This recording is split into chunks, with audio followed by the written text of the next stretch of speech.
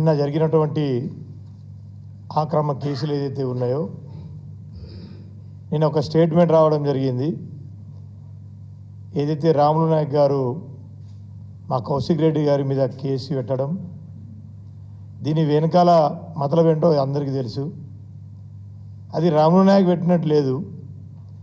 గత నెల ముందు చేసినటువంటి వ్యాఖ్యలు ఏదైతే ఉందో, మా కౌశిక్ రెడ్డి గారు ఏం వ్యాఖ్యలు చేశారు, రాములు నాయక్ గారి యొక్క డాక్టర్ ఇన్లా గారు ఆమెకి ఎంత మార్కులు వచ్చింది, ఆమె ఏ విధంగా సెలెక్ట్ అయిందని చెప్పేసి అడిగింది. దాంట్లో తప్పేముంది? ఈ ప్రజాస్వామ్యంలో ప్రతి ఒక్కడికి అడిగే హక్కు ఉంటుంది. దానివల్ల కౌశిక్ రెడ్డి గారు అడిగిండ్రు. ఏదైతే గ్రూప్ 1లో అవకతలు జరిగినాయి, పేపర్లు సరిగా దిద్దలేదని చెప్పేసి విద్యార్థులే రోడ్డు ఎక్కినటువంటి విషయం అందరికీ తెలుసు.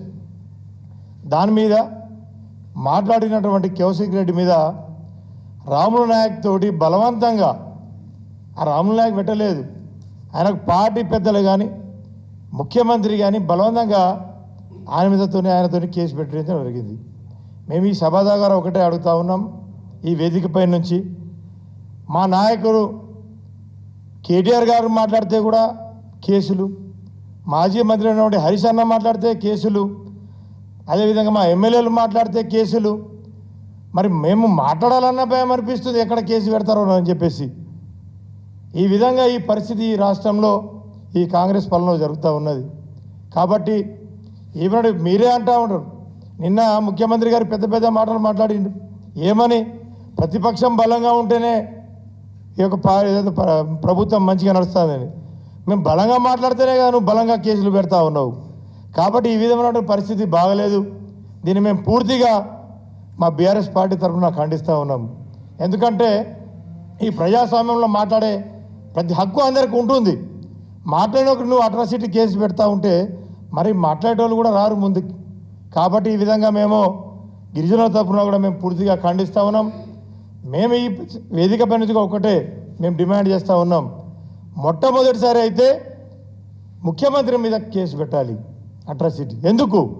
విదేశాల్లో పై చదువు కొరకు వెళ్ళినటువంటి మా గిరిజన బిడ్డలు 17 మంది స్కాలర్షిప్ అందక రోడ్డు మీద తిరుగుతూ ఉన్నారు యూఎస్లో.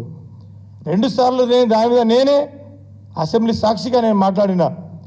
వాళ్ళకి డబ్బులు రిలీజ్ చేయండి, వాళ్ళకి ఆదుకోండి. వాళ్ళు జీతం లెక్క అక్కడ పని చేసుకుందామన్న ఏ పని దొరకలేదు అమెరికాలో. వాళ్ళకి డబ్బులు రిలీజ్ చేయని చెప్తే ఇప్పటివరకు కూడా 17 మంది పిల్లలు అక్కడ రోడ్డు మీద పడ్డరు.